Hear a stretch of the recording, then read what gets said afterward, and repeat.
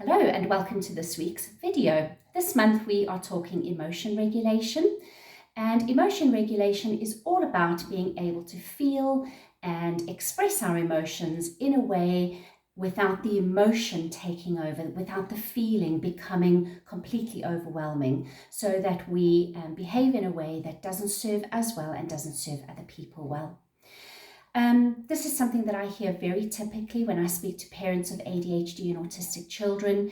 They wonder why their children are not able to regulate their own emotions, why they seem to become so easily overwhelmed by their feelings. And I think what we have to remember is that as individual humans, we all have thoughts. When we attach a feeling to a thought, that is how we experience an emotion. And we all attach different feelings to different thoughts. So we don't think about things in the same way. So when your young person looks like they are having a meltdown, or they are shutting down, or they are unable to stop crying or running, or whatever way they are responding to that emotion, that is their brain and body trying to regulate them. That is their brain and body trying to keep them feeling safe, remembering that that's the primary function that it has. So that is their body's response, and that is the way they are trying to regulate. It may not look appropriate to you. It may not fit with what you think the issue is, but for them, due to their sensory processing, due to the thoughts and feelings that they have, that is their body trying to regulate.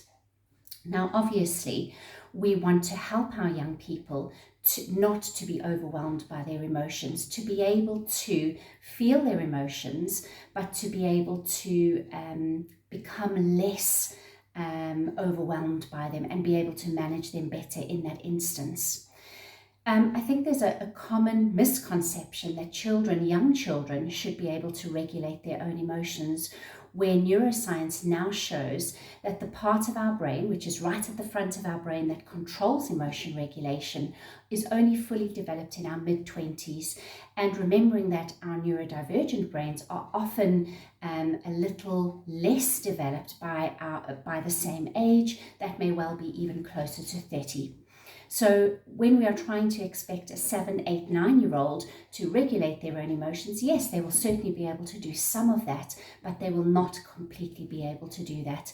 And especially our neurodivergent young people, if their nervous system is on high alert, if they have previous experience of or previous negative experience in that situation, or their brain is remembering something that happened, they tend to have a much more reactive nervous system. So they are much more likely to become overwhelmed by their emotions and tip over into some kind of stress response much more easily. Back to the point of children self-regulating, what neuroscience is also showing us now is that self-regulation is developed by co-regulation. And co-regulation is when a safe adult, that can be a parent or a teacher, and hopefully more than one person, brings their calm nervous system to that child's dysregulated nervous system. So that adult is helping that child to experience those emotions, but not to become overwhelmed.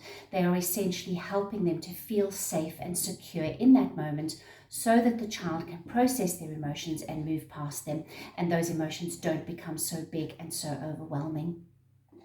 I'm going to talk much more about co-regulation in our videos in the rest of the month, but the thing that we have to remember is that co-regulation has to happen over and over and over and over again, all the way through our child's life, as well as the time that they are a teenager. So just that time where their brain is trying to make them independent from us as parents, they still need that co-regulation in order to learn those regulation skills. I'll say goodbye for now. I've kept it under 5 minutes today, which is good, and I will see you again next week with some more information on co-regulation and building self-regulation skills. Bye for now.